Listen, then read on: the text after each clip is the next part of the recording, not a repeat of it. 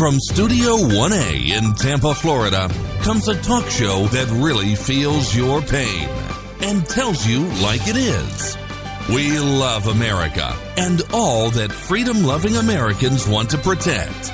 Live from coast to coast and on your radio, it's For the People with Keith Allen. We'll help you survive this thing called life. We're for the people.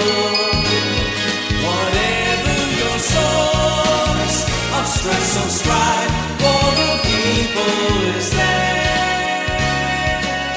Hello, Mr. and Mrs. America. I am Keith Allen, and proudly welcoming you to this edition of For the People. We are fundraising.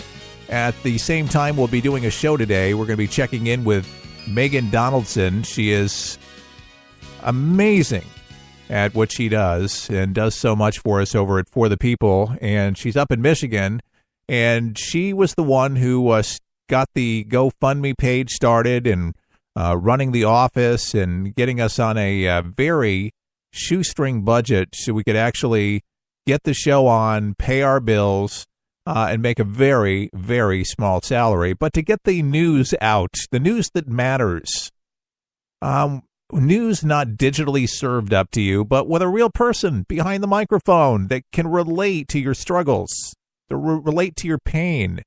Like Clinton used to say, I feel your pain. But much more than that.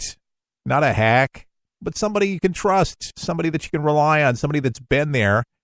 And I'll tell you what, For the People has been there for America since 1979, and I am so proud to sit in this chair and do For the People.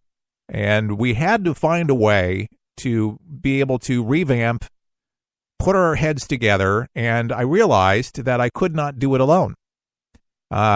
Chuck's wife, Diane, was the mastermind, business end, to be able to keep the books. She actually ran Tampa Stadium before it became Raymond James Stadium for many years, but knew numbers very well, knew business very, very well, and you have to have somebody in your court, you know, when you're doing a show and researching the show and putting a show together and producing the show, etc., and it's a lot of work, so you can't do everything.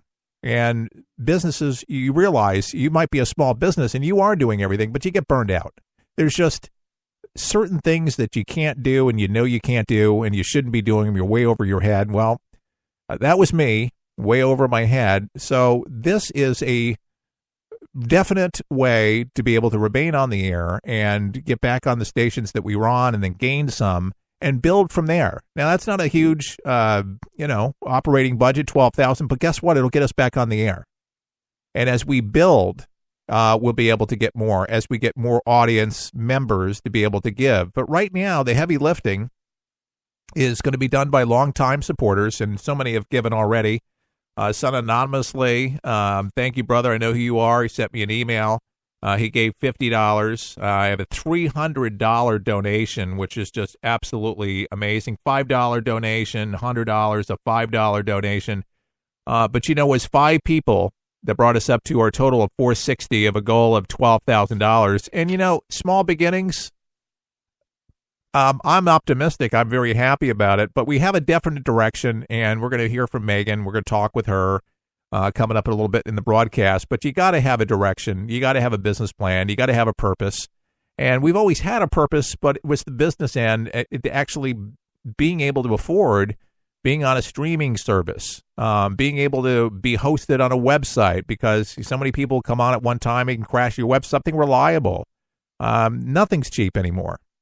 But finding companies to work with us where we can lower the price, we were able to do that with some things. And then an initiative, Pay It Forward initiative, For the People is going to give a certain amount that comes in to actually help other people. Imagine that. So that's something that For the People will be doing, besides bringing you news, commentary on all kinds of issues.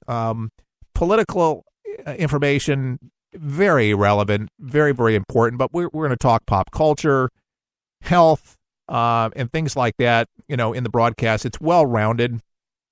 I'd like to say the broadcast, things of interest, water cooler discussion, what people are talking about. And then sometimes what people are not talking about, and that is, what's the angle? Imagine the journalism that would be brought to you by what journalism should be brought to you by, the 5 W's: who, what, why, where, and when.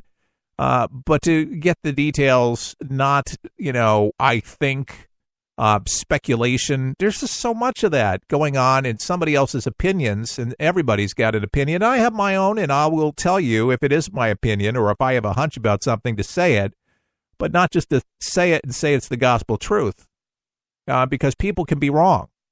And when it comes to somebody's reputation, you don't want to be wrong about that, because then it just merely becomes gospel, gossip rather.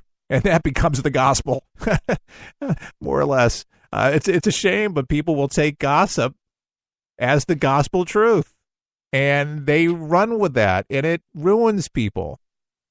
And it's a shame. Breaking news today, in case you didn't hear, the White House Communications Director, Bill Shine, he's resigned. That's kind of a revolving door. Don't be surprised. You say, there's been so many positions and cabinet positions in the Trump administration.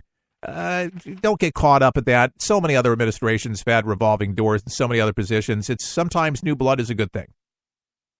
When Gooch was in there, 48 hours? The Gooch, is that what they call the Gooch? 48 hours, so it's not a big deal. But anyways, he's out, and he's going to move on, but to something else, and that is the 2020 reelection campaign. That's going to be coming up here, right, next year. Shine is a former Fox News executive, and he resigned because he's going to be working on the 2020 reelection campaign, and he's going to be the senior campaign advisor for the 2020 presidential election. So that's why that happened. He is definitely very tight with the president. The president's very satisfied with his work, and we'll have another communications director soon enough. And Sarah Sanders, obviously still in her position as press secretary, and I think she does a phenomenal job at that post. I tell you, she stands her ground, and man, you got to know that press corps, man, they sit there with drills, and they didn't do that with Obama. But like I said, over 85%, and I've said this on the last broadcast, and this is Pew Research, Politico, over 85% of liberals that are in the media are registered Democrats. So it shouldn't be a surprise. If there's not things that are skewed. It shouldn't be a surprise if you hear something called the fake news network. People do fake news. People do news stories to be able to discredit discredit people. Now, I'm not to say that there's not things going on with Donald Trump that I say to myself, now that looked a little dodgy.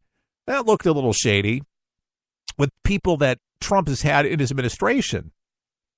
But, collusion on Donald Trump's part, no. Collusion, on their parts, who knows? But so far, none. It's very, very interesting, though, but it's a shame. But it's a process. It's gonna all come out one way or another. It's gonna come out in the wash. There is a passage today, broad anti-bigotry resolution, that exposed chasms in the Democratic caucus, and it was regarding Israel, by the way. It marked rather a coup of sorts for a tight-knit band of House freshmen who, in a matter of hours, were able to pretty much shift the spotlight away from them and battled Representative Omar's anti-Semitic remarks and reinforces on issues like Islamophobia and pro-Israel lobby. The House resolution followed a week of Democrats infighting over this language and was approved today, 407-23. And the measure originally was drafted in response to Omar, a freshman, once again, Democrat from Minnesota, suggesting last week that Israel supporters want U.S. lawmakers to pledge allegiance to the Jewish state, which was widely condemned as echoing an age-old dual loyalties smear against Jewish politicians. Now, we got to understand that Ms. Omar is a Muslim. We have Muslims that listen to our broadcast. We are not anti-Muslim, and we are not anti-Semitic in any way, shape, or form, or anti any group of people or factions. What we are concerned about is the anti-Semitism, which is on the rise. And by the way, there's over 190 countries, folks, on the planet. 490 around the world. And for heaven's sake, there's a lot of anti-Semitic bigotry that's going on. And of course, the Democratic Party, and it's, well, folks, for 8 years, okay, Obama did not particularly like Bibi. He did not like Israel. And there is a lot of folks that still don't like Israel, and the reactions to votes, reactions of showing up to the assembly at the UN, where Israel has got the, it happens still today. People deny the Holocaust, and it's very fragile. It's very near and dear to anybody that's lived that era, has family members that did, and they not ignore it. It was the worst thing, worst atrocity in human history. The furnaces, God forbid. And if you really don't understand it or appreciate it, you need to watch the movie Schindler's List. Plain and simple. And it's the closest thing that you can get to reality. It is one of those movies that you should watch. It was very well done, and you need to watch it if you haven't, and put it on your list of things to do. I'm going to call Megan right now. She is standing by in Michigan. I don't have a producer, so I'm just going to dial. Usually you do it at the top of the hour, so I'm just going to dial it on my phone here, if you don't mind. This is kind of live radio during our fundraiser. By the way, we have a GoFundMe page. Just look under Keith Allen at GoFundMe, and you can see our progress. Say hello to Megan in Michigan. I know she'll answer her phone pretty quickly here if I dialed the right number, and I'm pretty sure I did. Hello, Mr. Allen. Hello, Megan, and welcome to For the People. It's your first appearance on the show, so we're making history here.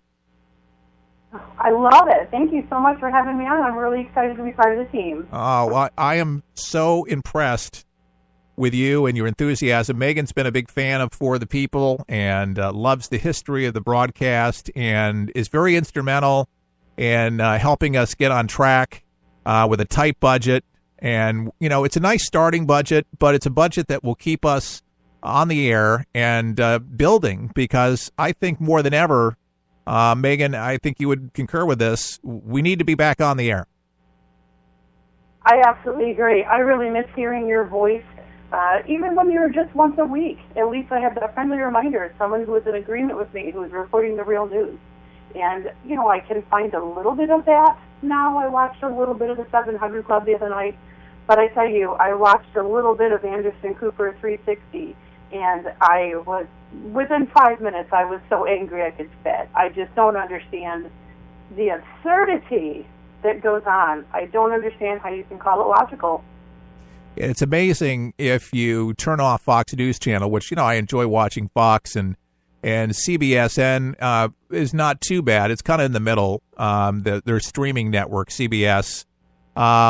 But largely speaking, all the other networks, they really just they put out the most salacious stuff that discredits our president, discredits the cabinet, discredits these folks. And there's one thing about reporting the news, and then there's the other thing. I started out with the show speculating or having an opinion about something when there's this rush to be able to have a conclusion when things are not over yet. Well, and it's not even just a rush to have a conclusion. It's a rush to have your own conclusion about how you want it to go. Right. You want it to play out a certain way, so instead of reporting facts, we'll just make up what we thought happened and pretend we don't know what's really going on. Yeah. I don't understand how other people don't see it. It seems so obvious to me and to you, and I know to most of your listeners, I'm flabbergasted that people could watch this and believe it's